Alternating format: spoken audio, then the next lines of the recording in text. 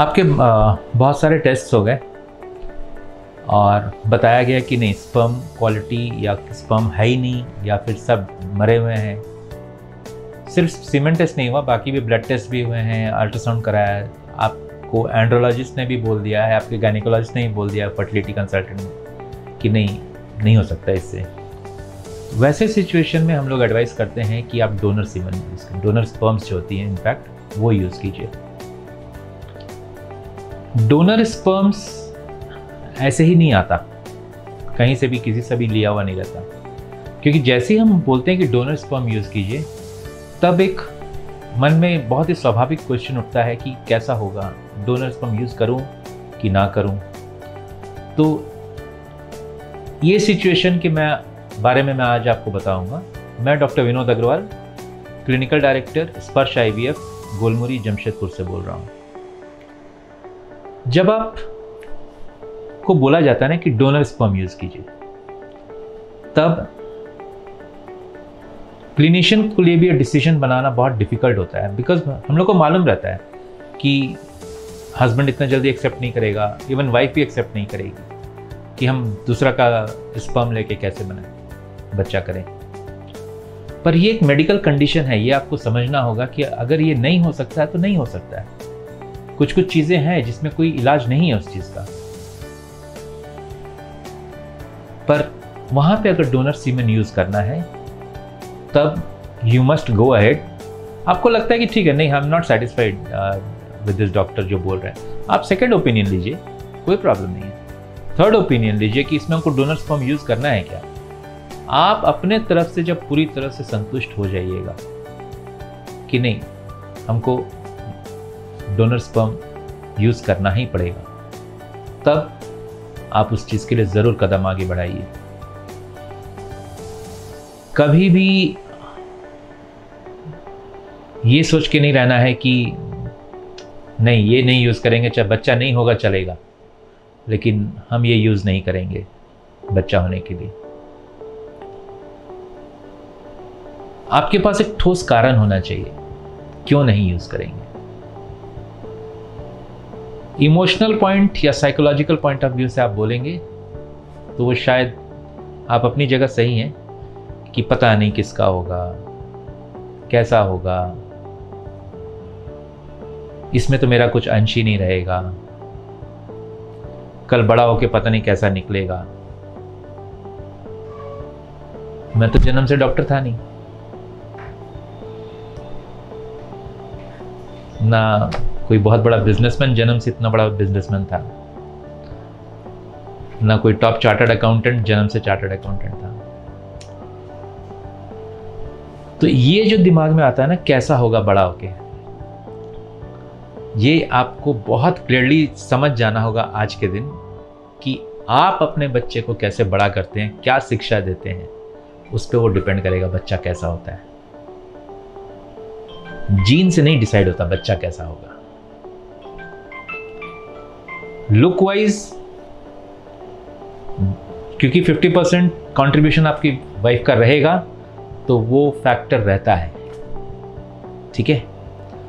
और जहाँ तक डोनर सीमेन होती है, डोनर सीमेन जो होती है ना, वो डोनर्स जो होते हैं वो बहुत ही एवरेज इंडियंस होते हैं। उसमें हम कलर भी देखा जाता है, स्किन का, हेयर्स का कलर देखा जाता है, आइज का कलर देखा जाता है, हाइट देखा जाता है, ये सब देखा जाता है।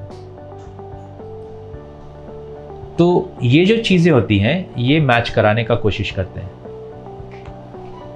तो डोनर में जब हम यूज़ करते हैं ना तो वो बहुत स्ट्रिंजेंट कंडीशंस में स्टोरेज होती है, जैसा कि आप देख रहे हैं इस पिक्चर में कि ये लिक्विड नाइट्रोजन में स्टोर रहती है। और ये ऐसा नहीं है, ये आज के दिन जब इसको हम लोग, ये आपको एक जस्ट विजुअल डेमोन्स्ट्रेशन है कि कैसा दिख सकता है ये।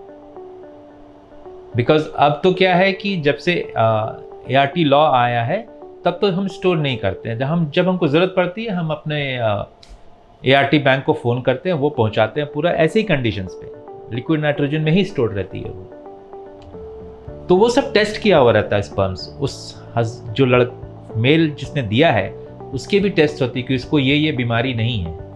जैसे हम ब्लड बैंक से, अगर मेरे को आज ब्लड की ज़रूरत है अर्जेंट, तो जो ब्लड बैंक से ब्लड आएगा वो ब्लड जो है ना वो टेस्टेड रहती है कि ये बीमारी नहीं है उसको, तभी वो ब्लड बैंक वो इश्यू करने के लिए वो ब्लड सैंपल जो बैग रहता है वो रेडी रहता है। वो सिर्फ मूवीज और पिक्चर में होती है कि इधर से ब्लड ले रहे हैं और इधर से लगा रहे हैं दे रहे हैं, ऐसा कभी होता नहीं है, ठीक है।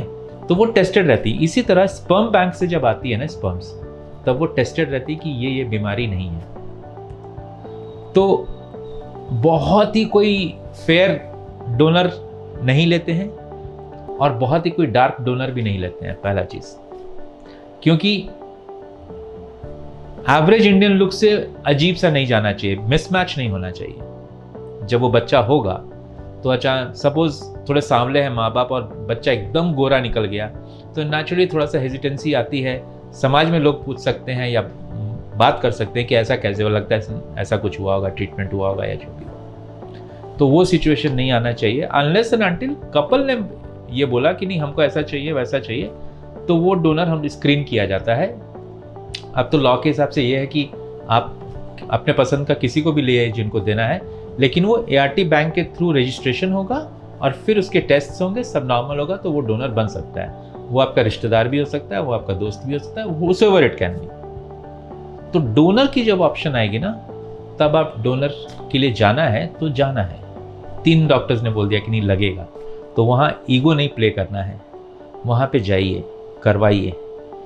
मैं आपको अश्योर करता हूँ कल जब आपका बच्चा होगा आपको कभी लगेगा ही नहीं कि ये मेरा बच्चा नहीं। ये जो नेचर का जो बॉन्डिंग है, जब आपको बच्चा 10 साल के बाद मिल रहा है शादी का, कितना स्ट्रेस, कितना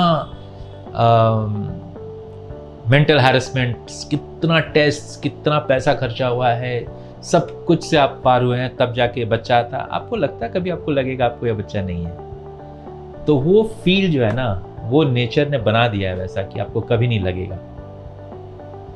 तो डोनर स्पर्म ऐसे सिचुएशन में जहाँ की आपका स्पर्म्स एकदम खराब है या है ही नहीं, वहाँ पे यूज़ करना पड़ रहा है, तो यूज़ कीजिए सो दैट आप एक खुशहाल परिवार की तरफ बढ़ सकें।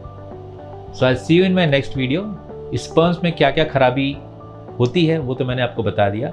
अब उसको हम लोग कैसे ठीक करते हैं या उस चीज़ को खराब होने से कैसे प्रिवेंट कर सकते हैं, ये मैं आपको बताऊंगा। So keep watching my video. I see you in my next video.